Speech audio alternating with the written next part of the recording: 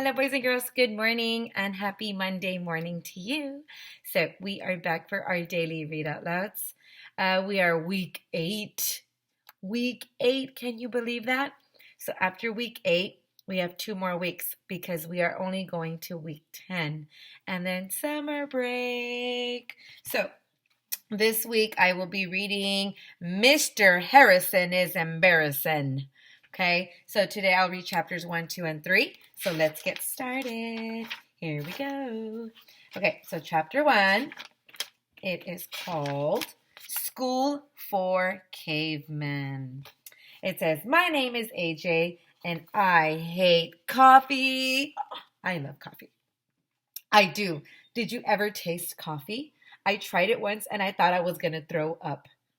My parents, they drink coffee every day with breakfast. What's up with that? If I don't get my cup of coffee in the morning, my dad says, I'm a mess. Yeah, that's like me. I need coffee. How can you drink that stuff? I asked him. It tastes like dirt. Well, it was just ground this morning, he replied, and then he slapped his knee and bent over laughing, even though he didn't say anything funny. And I was thinking about it. There must be some chemical in the brain that gets activated when you become a grown-up. And then suddenly, you start to drink coffee, eat vegetables, you wear a tie, and you go to craft fairs. There's no other way to explain why grown-ups willingly do any of that stuff. I was walking to school with my friends, Ryan, Michael, and Neil, who we call the nude kid even though he wears clothes. Those annoying girls, Andrea, Emily, and Alexia, they were behind us as we climbed up the front steps. That's when I saw this big sign. It says, Happy Birthday, Elementary School, 50 years of teaching stuff. Wow, I didn't know it was the school's birthday, said Michael, who never ties his shoes, by the way. We should give the school a party, said Ryan, who will eat anything, even stuff that isn't food. Schools don't get birthday parties, said Andrea. They're not even people. That's right, said Emily, who always agrees with everything Andrea says. 50 years? That's a long time. Yeah, I told everybody. When the school first opened, the students were probably cavemen.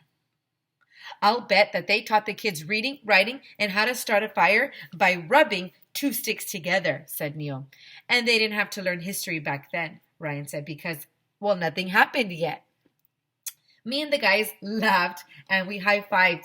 We high-fived each other. It was hilarious. Sorry, boys and girls. Ooh. Okay. It was hilarious. Boys, Andrea said, rolling her eyes again. Hey, said Alexia, back in those days, instead of buses, kids probably rode dinosaurs to school. I laughed and I high-fived Alexia. She's pretty cool, even though she's a girl. Andrea put on her mean face. The dinosaurs died millions of years ago, Alexia, she said. That was long before there were people. Can you possibly be any more boring? Alexia told Andrea. Wow, that's what I was going to say. Andrea gave Alexia another mean face. Michael pulled open the front door of the school, and that's when we saw the strangest thing in the history of the world. But I'm not going to tell you what it was. Okay, I'll tell you. The teachers were walking around like zombies. They all had their hands out in front of them, and they gazed into their eyes. Mr. Docker, Mrs. Cooney, Miss Cocoa, and Miss Holly, all of them. Some of the teachers, they were groaning and drooling and bumping into walls. What's the matter with the teachers? Andrea asked.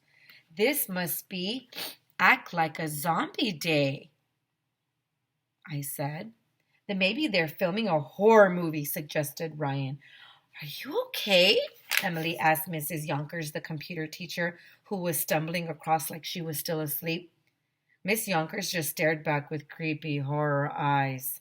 Must have coffee, she said. Need coffee, groaned Mr. Mackey. We'll die without coffee, mumbled Hannah, the art teacher. Grown-ups are weird. Okay, that's the end of chapter 1. Chapter 2, Night of the Living Teachers. Just like that scary movie, Night of the Living Dead. Ooh, that movie's scary. All of the teachers were stumbling around like it was a scene out of, Night of the Living Dead. It was cool. We all went into the front office to go see what was going on. What's going on? I asked Miss Patty, the school secretary. Our coffee machine is on the fritz, she said. What's a fritz? I asked. And why would you put a coffee machine on one of them? Maybe they should take the coffee machine off the fritz and then it would work again. On the fritz means that something is broken, Arlo, Andrea said, rolling her eyes. She calls me by my real name because she knows that I don't like it. Your face is on the fritz, I told Andrea. Fritz? That's a weird word. Suddenly, our principal, Mr. Klutz, came rushing in from his office. He had no hair at all. I mean, none. Mr. Klutz looked like he would have been tearing his hair out, if he had any hair. I don't know what to do, he said. If the teachers don't get their coffee in the morning, we could have a disaster in our hands.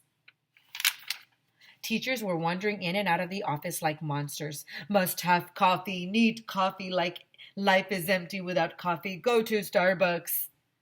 Boy, grown-ups sure do like coffee. What is their problem? We've got to do something, shouted Emily, and she went running out of the office. Where's Miss Lazar? Asked Mr. Klutz. She usually takes care of the coffee machine. It's her day off, said Mrs. Patty. Miss Lazar is the school custodian. Things always seem to go on the fritz when she has a day off. I thought the teachers were going to start a riot or something. But you'll never believe who walked into the door at that moment. Nobody, because if you walked into a door, it would hurt. But you'll never believe who walked into the doorway. It was Mr. Harrisson, the tech guy at our school. He fixes computers and laser printers and copy machines. He is really skinny and he has blonde hair. Good morning, Mr. Harrisson said to everybody. He was holding a paper coffee cup. I guess he must have stopped off to buy coffee on the way to school. Some of the teachers saw his cup and they surrounded him. Must have coffee, groaned Miss Laney, the speech teacher. Mr. Harrisson leaned his head back to finish his coffee. Ah, that hit the spot, he said, throwing the cup in the garbage. Miss Laney reached into the garbage and she grabbed the cup and she tried to lick drops of coffee from it. Maybe you can help us, Mr. Harrisson, said Mr. Klutz. The coffee machine is broken. Yeah, it needs to get on the fritz, I added. Can you fix it? Mr. Klutz asked. If we don't get some coffee soon, I'm afraid the teachers will be revolting. Some of the teachers are already revolting, I said. Leave it to me, said Mr. Harrisson. I can fix anything. They don't call me Fritz Harrisson for nothing. Is Fritz really your name? I asked. No, it's just my nickname. Well, what's your real name? I asked. Oh, I can't tell you that. A bunch of teachers gathered around to watch while Mr. Harrisson examined the coffee machine. It's simple, really, he said. The water goes into the tube, into the drip area. This switch sends electricity to a heating element, and blah, blah, Spencers, blah, blah, blah, blah, blah, fuses to keep from getting too hot, blah, blah, blah, one way, blah, blah, blah, blah, filtration system, and blah, blah, blah. Mr. Harrisson went on like that for 1,100,000 minutes. He made it sound like the inside of the coffee machine was a rocket ship. So do you know what's wrong with it? Asked Mr. Klutz. Sure, Mr. Harrisson replied. It's not plugged in. Oh my goodness. It was not plugged in. Here you go. That's funny. He plugged in the coffee machine and it started making coffee right away. The teachers, they cheered, yay, and they clapped. Hooray for Mr. Harrisson, they all yelled. He fixed the coffee machine. He should get the Nobel Prize. He's our hero. Okay, ready? So now we're going to chapter 3. It's called Big Nose. After the teachers got their coffee, everything was back to normal, or as normal as things ever got at elementary school.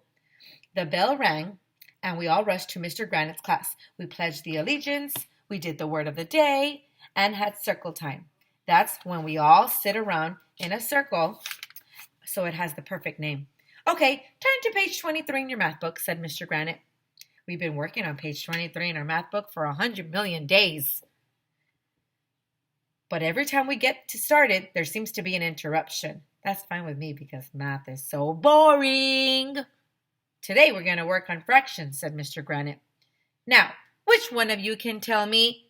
He didn't even get the chance to finish his sentence because at that very moment, an announcement came over the loudspeaker. Everyone, please report to the all-purpose room for an assembly, said Mrs. Patty. Yay! Me and the guys shouted. No math. What? Mr. Grant. Nobody told me we were having an assembly. He was mad, but I was happy because we got out of math again. I didn't even mind that we had to walk 1,100,000 miles to the all-purpose room. I got a seat next to Ryan, and Alexia sat on my other side. Andrea and that crybaby Emily, they were in front of us. Mr. Klutz and our vice principal, Mrs. Jaffe, they got up on stage. Mrs. Jaffe made a peace sign with her fingers, which means, shut up. First of all, how about a big round of applause for Mr. Harrisson, said Mrs. Jaffe. He fixed the coffee machine. Mr. Harrisson took a bow. Thank you, everybody. Thank you. And everybody clapped and yelled, yay, hip, hip, hooray, until the teachers made the shut up peace sign. Students, I have big news, announced Mr. Klutz. Mr. Klutz has a big nose, Alexia whispered in my ear. Hey, that's what I was going to say. Today's elementary school's 50th birthday, Mr. Klutz said. Hip, hip, hooray, everyone yelled. And to help us celebrate, some special visitors are coming after lunch. Mayor Hubble is going to be here. A newspaper reporter and Channel 7 News is coming to film the celebration. Are we going to be on TV? Some girl asked. You betcha, said Mrs. Jaffe. Eek! We're going to be on TV. All the girls started screaming and freaking out because we're going to be famous. It's going to be like a reality TV show. Girls are weird. How do I look? Said Andrea. I need to comb my hair. You look beautiful, said Emily. How do I look? You look beautiful too, said Andrea. You both look ugly, I told them. Mr. Klutz made the shut up peace sign again. There will be no other special guests, he said.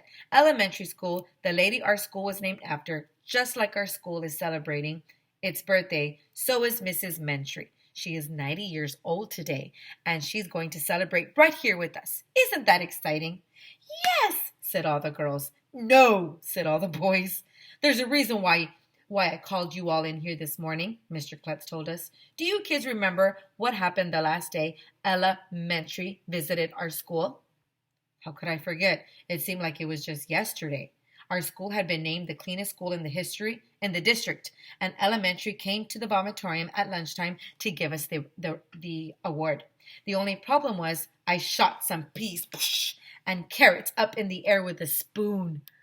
They stuck to the ceiling for a few minutes, but then they landed on Andrea's head, so she dumped a bowl of spaghetti over my head, and I pushed a bowl of macaroni and cheese in her face, and then Emily got hit in the head with a meatball. The next thing we knew, the whole school was having a big food fight, and that's when elementary showed up. She didn't give us the award for having the cleanest school in the district, but she did dump a bowl of chocolate pudding over Mr. Klutz's head. That was a very embarrassing day, said Mrs. Jaffe. We can't let that happen again. With the reporter and a camera crew coming, we need to show our school is the best. You're going to shine lights on the school? I asked. Andrea turned around to roll her eyes at me. That means we need to be on our best behavior, Arlo, she told me. You should try it sometime. Oh, snap, said Ryan. Mrs. Mentry doesn't like it when things get dirty, Mr. Klutz told us. So let's spend the rest of the morning cleaning up the school. I want this place to be as clean as a whistle when she arrives. Whistles aren't clean, I said to Alexia. Yeah, she replied. Whistles are filled with people's spit. Gross. Andrea rolled her eyes at us. Clean as a whistle is an idiom, she said. You're an idiom, I told Andrea. Oh, snap, said Ryan. I had no idea what an idiom was, but it was just one letter away from idiot. So I figured it was something mean that I could say to Andrea. And that is the end of chapter 3. So tomorrow on Tuesday, boys and girls, I will read chapters 4 and 5. Very, very good class today. No, it wasn't a class. A very good read today. I'm so used to saying class. Can you tell I really miss the library and having you guys come visit me in the library? Okay, boys and girls, thank you for watching my video. Now, please don't forget, if you have any library books checked out, their box will be there Monday through Friday this next week. There'll be I think it's a green or blue cart, and it has a box and it says library books return. Please put your books in there. I know it's been raining, but we should be able to get the books out before that happens, okay? Thank you, boys and girls. I hope you enjoyed chapters 1 to 3, and don't forget tomorrow 4 and 5. Have a good Monday, boys and girls. Bye.